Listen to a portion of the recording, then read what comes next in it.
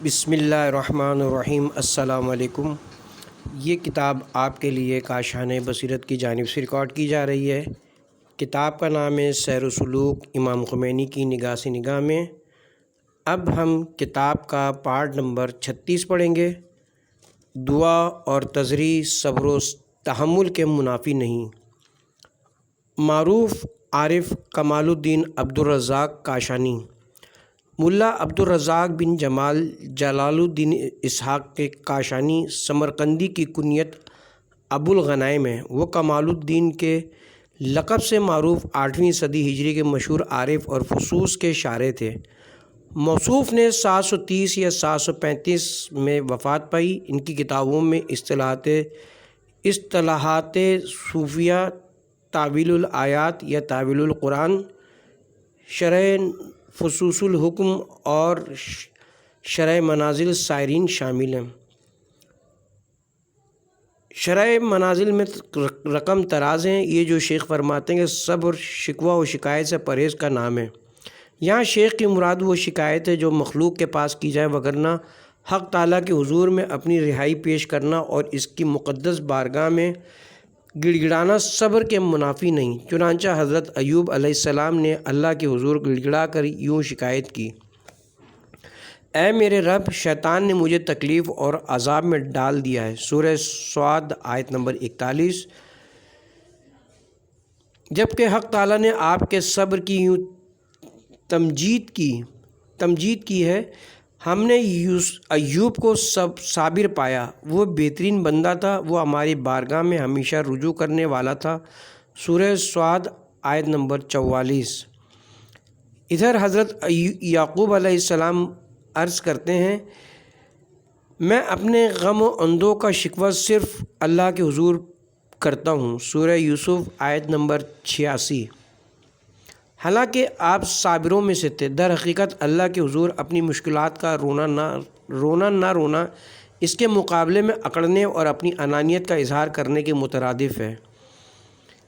انبیاء اعظام اور ائمہ معصومین صلوات اللہ علیہم اجمعین کی سیرت سے بھی ظاہر ہوتا ہے کہ وہ معبود کی بارگاہ میں دعا و مناجات، اظہار عاجزی اور تضریع و زاری سے ہرگز پہلو تہی نہیں فرماتے تھے، حالانکہ ان کا مقام صبر و رضا اور تسلیم کے درجات سے بلند و بالا تھا۔ وہ حق تعالیٰ کے حضور اپنی حاجتوں کو پیش فرماتے تھے۔ یہ امر روحانی مقامات کے منافی نہیں ہے، بلکہ حق کی یادآوری محبوب کے ساتھ راز و نیاز اور کامل مطلق کی عظیم بارگاہ میں عبودیت و تذلیل کا اظہار اہل عرفان کا منتہی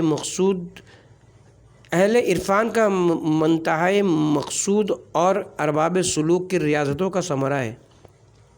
صبر عقل کا لشکر ہے اور بےتابی جہل کا۔ صبر عقل کا لشکر اور فطرت سلیم کا لازمہ ہے، جبکہ بےتابی و بے صبری جہل کا لشکر اور فطرت محجوبہ کا لازمہ ہے۔ جان لو کہ جمال و کمال سے محبت انسان کی اصلی اور خداداد فطرت میں شامل ہے۔ یہ اصلی فطرت خدا خواہ اور خدا بین ہے۔ پس اللہ کی جانب سے اس پر آزمائشیں نازل ہوئیں۔ اگرچہ وہ طبعی طور پر ناگوار ہوں تو وہ ان پر بے تابی کا اظہار نہیں کرتا۔ وہ اللہ کے فیصلوں پر اظہار بے چینی کو عیب سمجھتا ہے۔ جب فطرت نفسانی اور مادی حجابوں کے باعث محجوب ہو جائے، نیز خود بینی و خود پر پسندی کا غبار دل کے آئینے کو ڈھانپ لے، تو انسان آفات و مشکلات پر بے چینی کا اظہار کرتا ہے اور دنیاوی و مادی مرادوں کے پورا نہ ہونے پر بے صبری کا اظہار کرتا ہے۔ وہ روحانی انسان جو اپنی خداداد اصلی فطرت پر باقی ہو، وہ ہر چیز میں صبر اور ثابت قدمی کا مظاہرہ کرے گا اور بے لگام نہیں ہوگا۔ اس کی روحانی قوت مادی خواہشات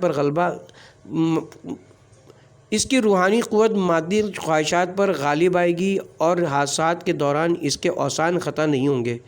چونکہ وہ دنیا اور نفس کی محبت سے آزاد ہے، اس لیے مادی اشیاء کے فقدان سے اس کے قدم نہیں ڈگمگائیں گے، کیونکہ ساری لغزشیں دنیا اور نفس کی محبت کا نتیجہ ہیں۔ تمام حجابوں کا سرچشمہ دنیا اور نفس کی محبت کا حجاب ہے۔ جن ظلماتی حجابوں کا ذکر حدیث شریف میں ہوا ہے، وہ دنیا اور نفس سے محبت کے ہی حجاب ہیں۔ پس جب فطرت جو کمال مطلق کی عاشق ہے نفس اور دنیا کے حجابوں سے محجوب ہو جائے تو اب وہ مادی اور نفسانی خواہشات میں کمال کو تلاش کرے گی اور ان کے فقدان پر بے تابی، بے چینی اور تزلزل کا ثبوت دے گی۔ اگر وہ اس محجوبیت سے باہر آ جائے تو اب صرف وصال محبوب کا فقدان ہی اسے ناگوار گزرے گا۔ اب اس کی بے تابی صرف محبوب حقیقی کے فراق پر ہوگی۔ اس کے لیے مشکل ترین مسئلہ الصبر ان اللہ ہوگا۔ صبر کے درجات و مراتب جان لو کہ احادیث شریف کی روح سے صبر کے کئی درجات ہیں اور صبر کا اجر و ثواب اس کے درجات کے حساب سے مختلف ہے۔ چنانچہ اصول کافی شریف میں امیر المومنین مولا متقیان علی علیہ السلام سے مروی ہے، امیر المومنین فرماتے ہیں کہ رسول اکرم صلی اللہ علیہ وسلم نے فرمایا صبر کی 3 قسمیں ہیں: مصیبت پر صبر، اطاعت و بندگی میں صبر اور گناہ کے مقابلے میں صبر۔ پس جو شخص مصیبت پر صبر کرے یہاں تک کہ اس مصیبت کی سختی کو صبر جمیل کے ساتھ ٹال دے تو اللہ تعالیٰ اس کے لیے 300 درجات کا ثواب مرقوم فرماتا ہے۔ ان میں سے ہر 2 درجوں کا درمیانی فاصلہ زمین و آسمان کے درمیانی فاصلے کے برابر ہوتا ہے۔ جو شخص اطاعت و بندگی پر صبر کرے اس کے لیے اللہ تعالیٰ 600 درجات کا ثواب لکھ دیتا ہے۔ ان میں سے ہر درجے اور دوسرے درجے کا درمیانی فاصلہ اتنا ہے جتنا زمین کی تہہ سے لے کر عرش تک کا۔ جو شخص گناہ کے مقابلے میں صبر کرے اللہ تعالیٰ اس کے لیے 900 درجات کا ثواب لکھ دیتا ہے۔ ان میں سے ہر درجے اور دوسرے درجے کا درمیانی فاصلہ زمین کی آخری حدوں سے لے کر منتہائی عرش کے درمیانی فاصلے کے برابر ہوتا ہے۔ مصیبت پر صبر اس حدیث شریف سے صبر کے 3 درجات کا علم ہوتا ہے جو صبر کی دیگر اقسام کا سرچشمہ ہے۔ یہ متوسطین کے صبر کے اہم درجات ہیں۔ پہلا درجہ مصیبتوں اور بلاؤں پر صبر سے عبارت ہے، یعنی یہ کہ انسان اس طرح کی آزمائشوں میں اپنے اوپر قابو رکھے اور لوگوں کے سامنے شکایت اور بے قراری کا اظہار نہ کرے۔ البتہ اللہ کی بارگاہ میں شکایت کرنے میں کوئی عیب نہیں، بلکہ صاحبان معرفت کے نزدیک اللہ کی بارگاہ میں شکایت نہ کرنا عیب ہے، کیونکہ یہ اکڑ ہے، یعنی اللہ کے مقابلے میں اپنی طاقت کا اظہار ہے، جبکہ مکتب عشق میں یہ اظہار بہت بڑا عیب ہے، بلکہ محبوب کے سامنے عز و نیاز مندی کا اظہار اچھا ہے۔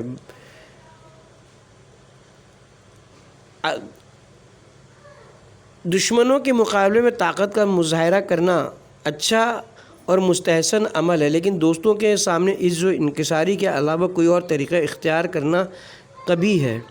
علاوہ ازیں اپنی طاقت کا اظہار خود نمائی اور جو اہل معرفت کے نزدیک سخت ترین جرائم میں سے ایک جرم ہے۔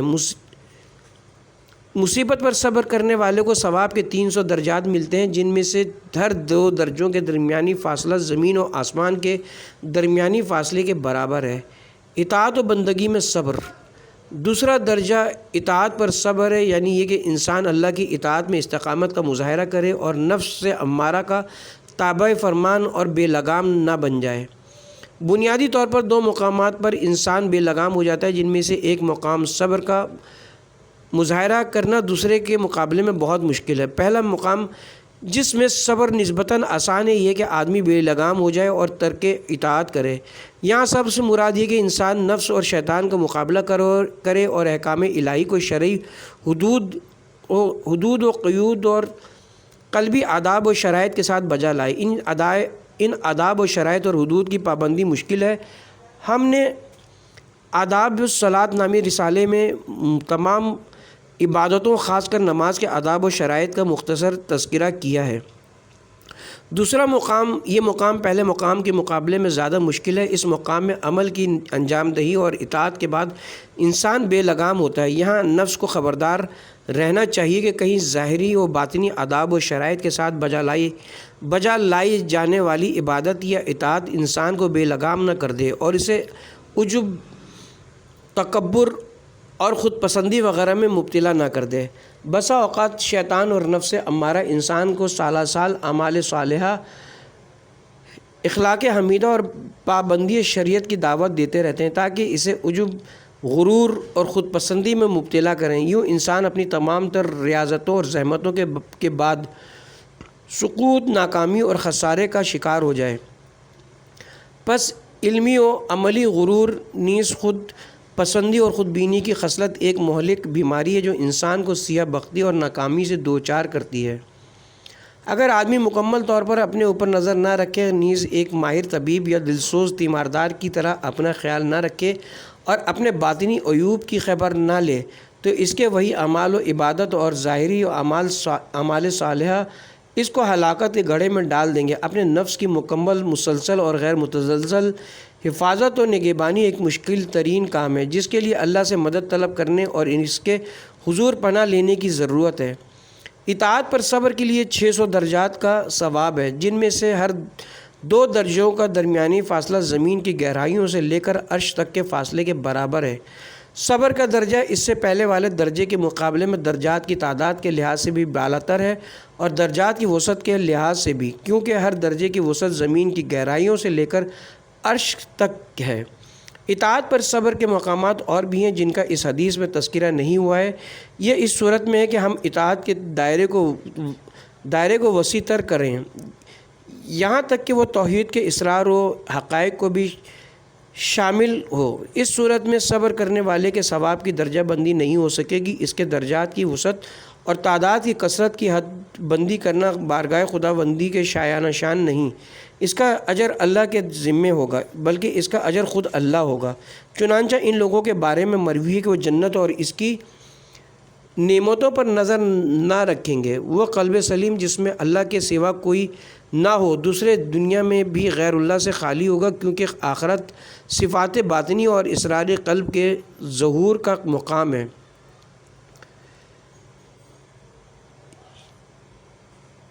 شاید آئے شریفہ، اے نفس مطمئنہ، تو اپنے رب کی طرف پلٹ آ، اس حالت میں کہ تو اس سے راضی ہو اور وہ تجھ سے راضی ہو، پس تو میرے بندوں میں شامل ہو جا اور میری جنت میں داخل ہو جا۔ سورہ فجر آیت نمبر 27 تا 30 کا اشارہ بھی اسی طرح کے افراد اور اولیاء کامل کی طرف ہو، کیونکہ اس بات میں نفس مطمئنہ کے حامل انسان کو اس کے رب کی طرف لوٹنے کی دعوت دی جا رہی ہے۔ یہ رب اللہ تعالیٰ ہے۔ اسما کے رنگ کے بغیر راضی اور مرضی ہونا عاشق و معشوق کے جذبوں سے عبارت ہے، جو اللہ کی طرف سفر کے لیے مرکب اور سواری کی حیثیت رکھتا ہے۔ نیز یہ اللہ کے ان بندوں کی صف میں شامل ہونے کا ثمرہ ہے جو ہر قسم کے رنگوں سے بری اور حقیقی اخلاص سے آراستہ ہیں۔ اس صبر کا ثمرہ اللہ کی ذات والی جنت میں دخول ہے، جو لقاء اللہ کی جنت ہے۔ گناہ پر صبر کا تیسرا درجہ یہ گناہوں پر صبر سے عبارت ہے۔ وہ اس طرح سے کہ انسان نفس اور شیطانی لشکروں کے ساتھ جہاد میں صبر و استقامت کا ثبوت دے اور اس استقامت و ثابت قدمی کے باعث ان پر غلبہ پائے۔ اس درجے کے مقامات، حقائق اور اسرار و وقائق بہت ہیں۔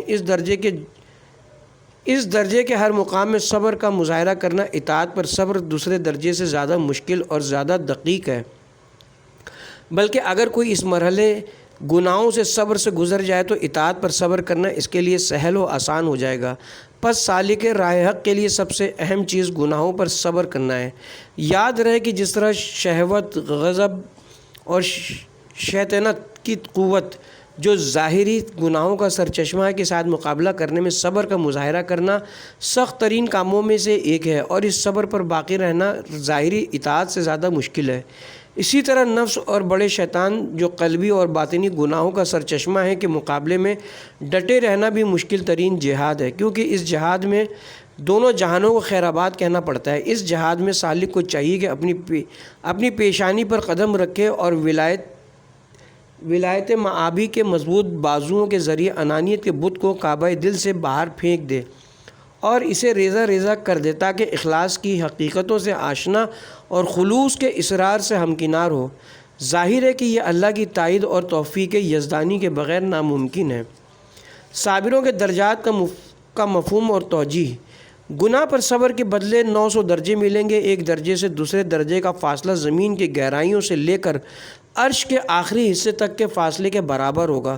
صبر کی اس قسم کا ثواب سابق قسم کے مقابلے میں درجات کی تعداد کے لحاظ سے بھی زیادہ ہوگا۔ اور درجات کی وسعت کے لحاظ سے بھی، کیونکہ اس کا فاصلہ عرش کے آخری حصے تک ہوگا۔ گناہ پر صبر بعض ایسے حقائق اور اسرار کا حامل ہے جو مادی و جسمانی درجات اور وسعت سے ماورا ہیں، بلکہ یہ خود صبر کی طرح روحانی مقامات اور معرفت یزدانی سے مربوط ہوں گے۔ یہاں اس نقطے کا ذکر کرتے چلیں کہ اللہ تعالیٰ نے جنت کی یوں توصیف کی ہے، اس کا پھیلاؤ آسمانوں اور زمین کے برابر ہے۔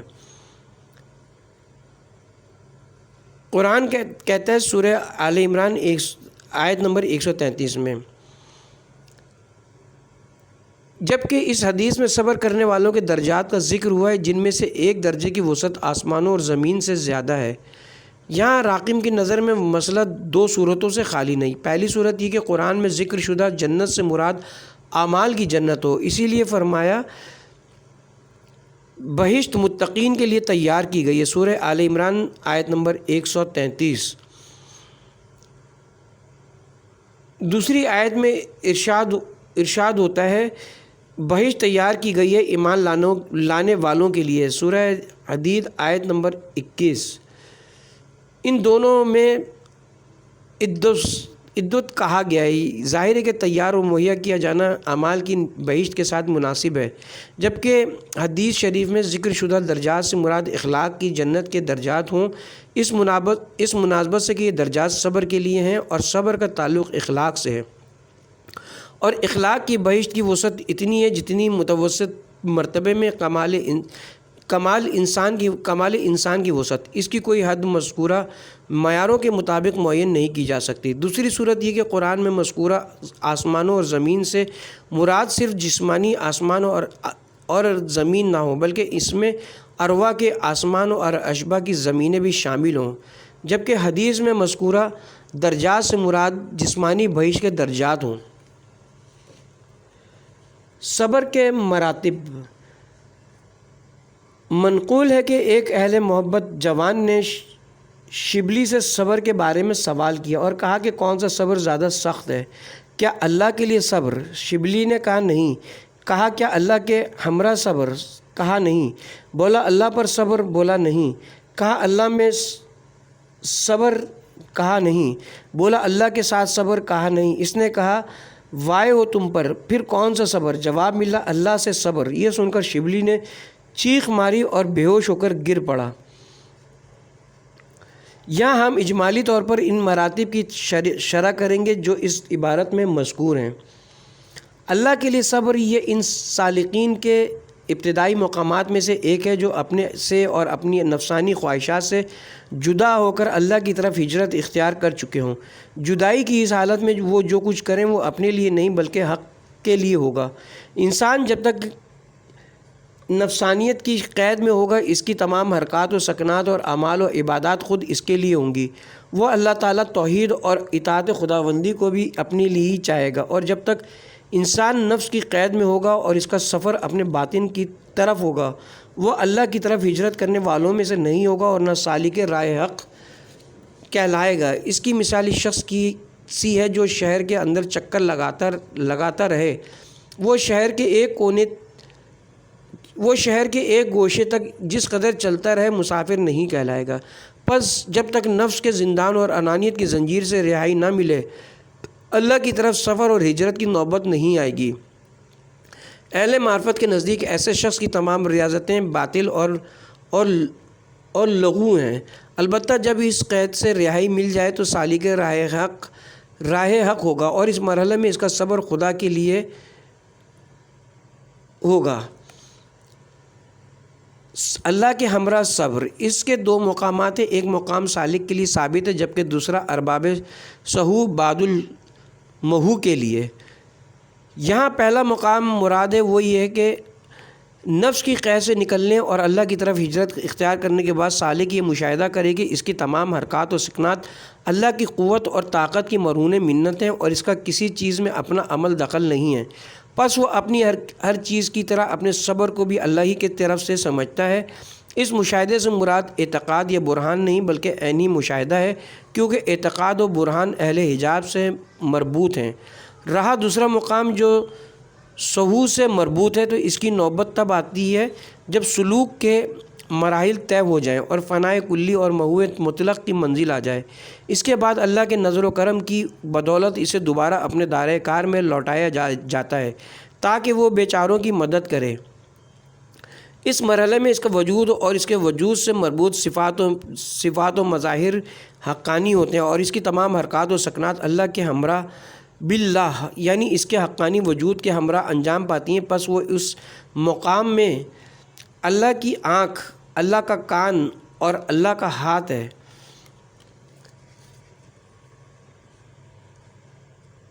یہ مرحلہ اس وقت آتا ہے جب الصبر باللہ کا دوسرا مقام کامل اور مستحکم ہو جائے۔ پس جب سالک اپنے آپ کو تمام تصرفات اور اختیارات سے عاری دیکھے اور تمام تصرفات اور فیصلوں کو اللہ کی طرف سے دیکھے، نیز اسے اپنے اور کائنات کے اندر اللہ کے علاوہ کسی کا عمل، دخل اور تصرف نظر نہ آئے، تو اب اس کا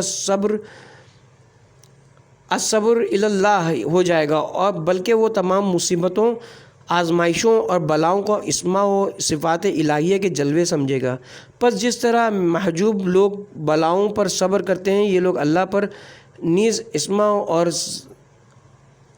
اسماء اور ذات کے آثار و مظاہر پر صبر کرتے ہیں۔ الصبر فی اللہ، یہ اہل حضور کا صبر ہے جو جمال اسماعی کا مشاہدہ کرتے ہیں۔ پس وہاں مشاہدوں و جلووں میں جس قدر صبر کریں اور دل کو استحلاق و اضملال سے بچائیں۔ صبر مع اللہ یہ جمال ذات کا مشاہدہ کرنے والوں کے لیے ہے۔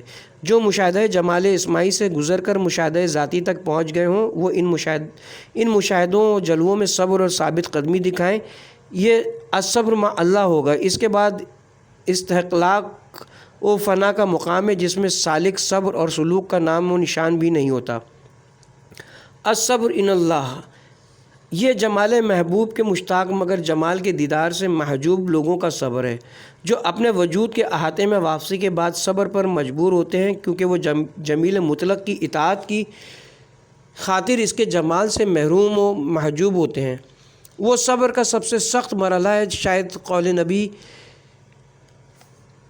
کسی نبی کو اتنی اذیت نہیں دی گئی جتنی مجھے۔ بحار الانوار جلد نمبر 39 صفحہ نمبر 56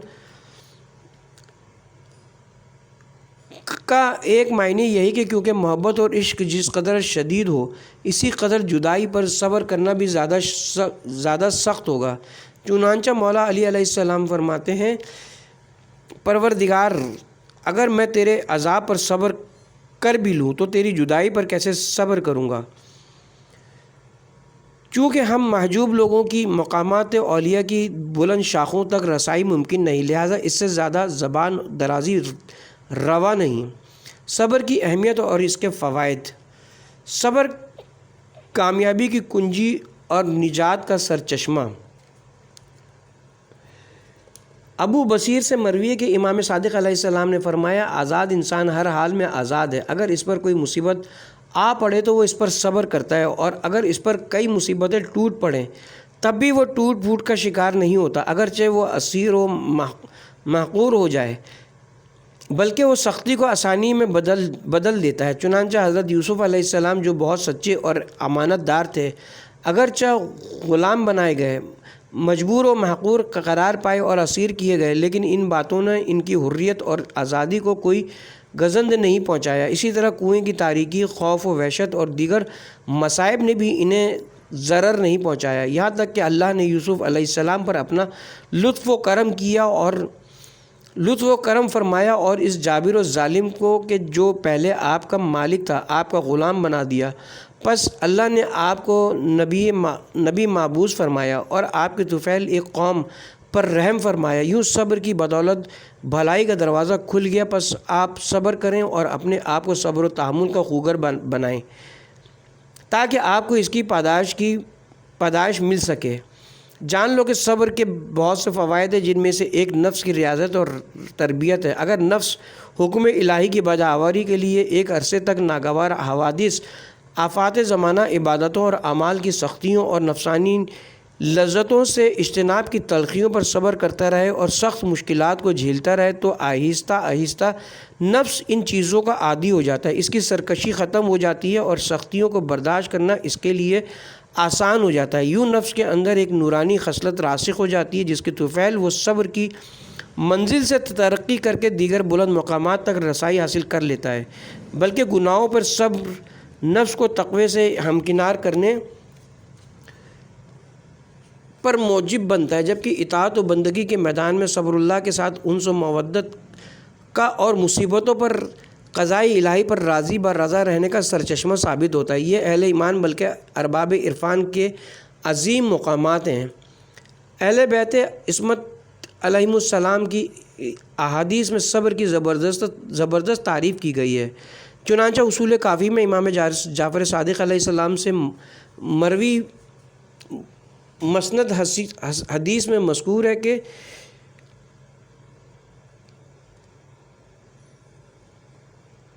فرمایا صبر ایمان کے لیے وہی حیثیت رکھتا ہے جو سر کو بدن سے نسبت ہے، جب سر نہ رہے تو بدن بھی نہیں رہتا، اسی طرح جب صبر نہ رہے تو ایمان بھی رخصت ہو جاتا ہے۔ ایک اور حدیث ہے کہ جس کی سند حضرت سجاد علی ابن الحسین علیہ السلام تک پہنچتی ہے، مروی ہے ایمان کے لیے صبر کی وہی حیثیت ہے جو جسم کے لیے سر کی ہے، بے صبر انسان کا کوئی ایمان نہیں ہوتا۔ اصول کافی جلد نمبر 2 صفحہ نمبر 89۔ اس بارے میں بہت ساری احادیث مروی ہیں جن میں سے بعض کی طرف ہم آئندہ صفحات میں مناسب مقامات پر اشارہ کریں گے۔ صبر کامیابی کے دروازوں کی چابی اور ہلاکت خیز بحرانوں سے نجات کا سرچشمہ ہے۔ صبر انسان کے لیے مصیبتوں کو آسان اور مشکلات کو سہل بنا دیتا ہے۔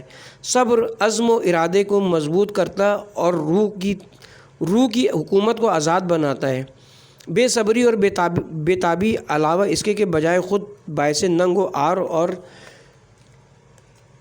باطنی کمزوری کی علامت ہے، انسان کو ثابت قدمی سے محروم، ارادے کو کمزور اور عقل کو بے جان بنا دیتی ہے۔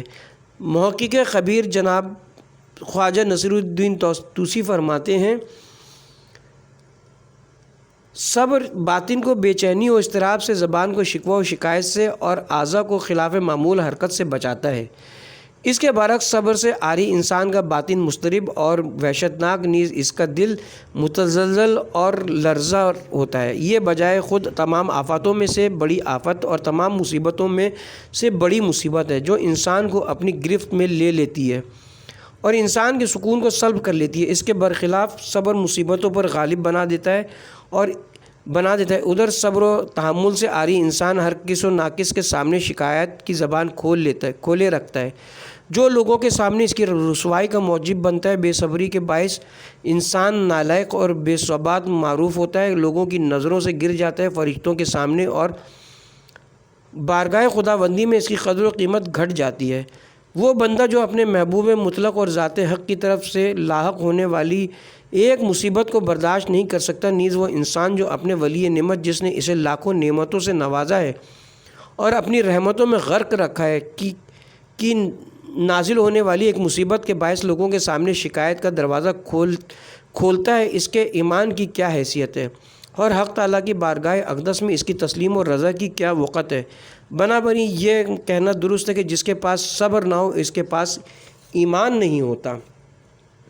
اگر اپنے رب پر تیرا ایمان پختہ ہو اور تو اس کے کاموں میں کسی کو دخیل نہ سمجھتا ہو تو یقیناً تو غیر اللہ کے سامنے آفات زمانہ اور گردش روزگار کی شکایت نہ کرے گا، بلکہ دل و جان سے ان مشکلات کو خوش آمدید کہے گا اور اللہ کی نعمتوں پر شکر کرے گا۔